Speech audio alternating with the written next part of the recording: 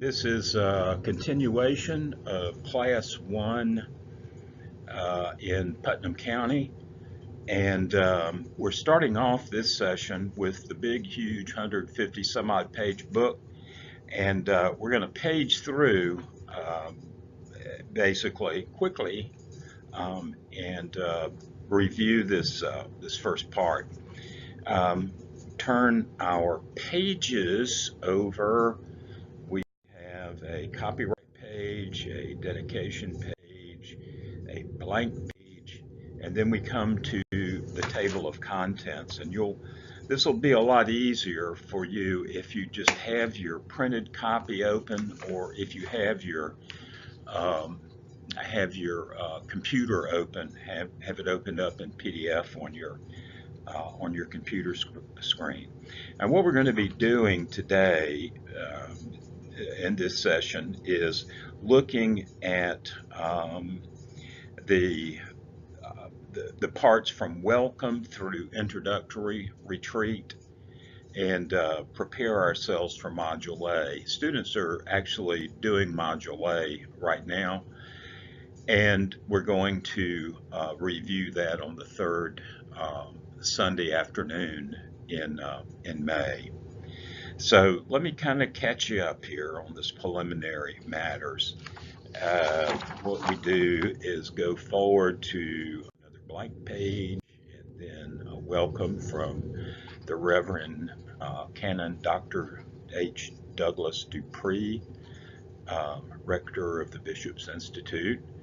Then we go to another blank page, and then we get to preliminary matters, and that's where we want to start.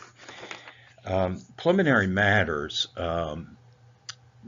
tell basically the introductory story about the licensed lay ministry program.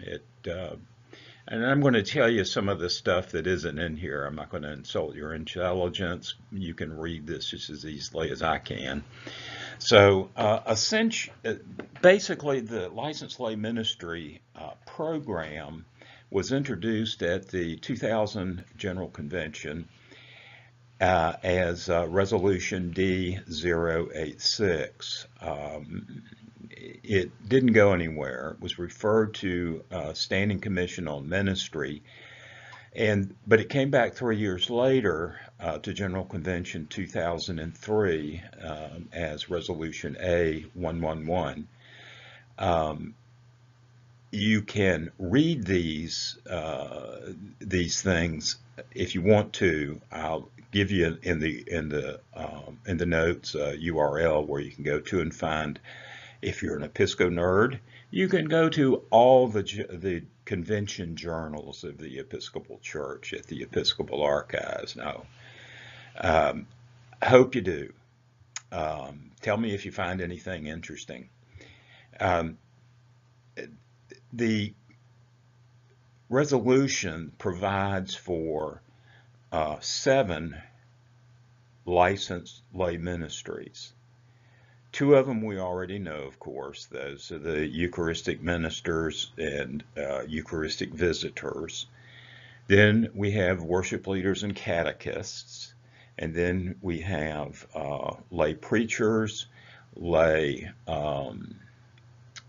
evangelists, and lay pastoral or administrative leaders. At some point, well, down here in Putnam County, our problem is that we have very few congregations, if any, who can really afford full-time clergy. You know, if you're paying more than half of your plate and pledge in clergy salaries in general, and clergy included in that, then you're choking the parish off financially because you're not funding adequate outreach programs or other community engagement kind of programs. So down here in Putnam County, we're all suffering from that kind of problem. And so we're going to have to get innovative here because eventually the economy is going to come back, and the situation's going to improve. And if we close any of our congregations, we're going to be sorry that we did. We've already lost 2 congregations from Putnam County. One was down in Huntington, and it turned into Nativity Episcopal Church up in Jacksonville on Normandy Boulevard, but it's since closed, been sold to the Roman Catholics, I think. And we at one time had an Episcopal church, St. Matthew's, in fact, in San Mateo. So they will close and they will go away, but we don't want that to happen to the ones that we have here. We just love them all. So the question is, how do we get through this time? Well, the answer, part of the answer anyway, is the licensed lay ministries. So more about that at some point later on.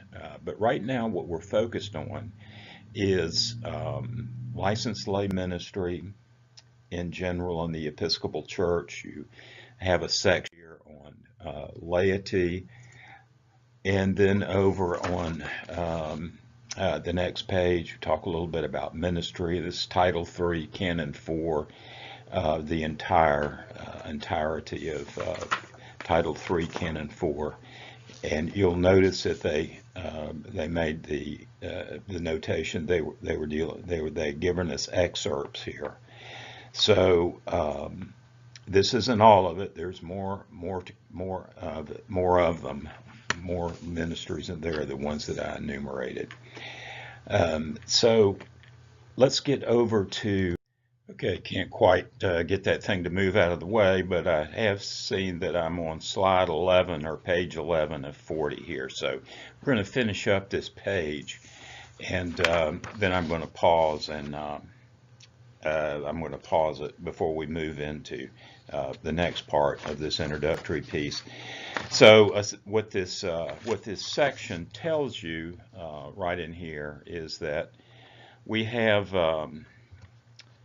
this section right in here is what we're talking about. We have a